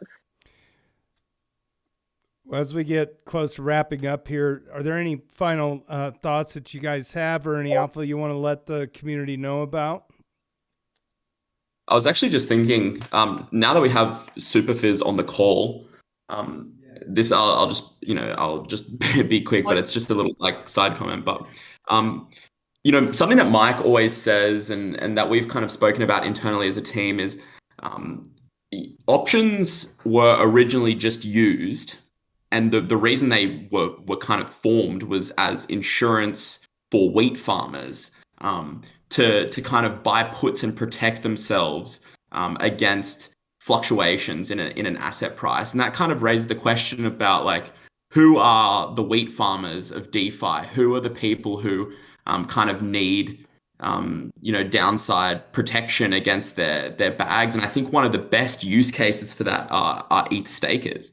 They're the ones who are kind of forming the ecosystem. They have the ETH bags that they need to kind of protect themselves against. So, we believe that in the future, ETH stakers will be one of our, and I'm sure they already are, like one of our biggest users as we have longer out expiries, and people can kind of buy these insurance policies against their ETH positions, and whatever kind of chain they're on. But it's really exciting to have you on here, Superfizz, and I think we'd love to talk to the ETH staker community and hopefully provide some education about how people can protect their ETH positions using options. And as they earn more and we move into ETH2, it's really exciting.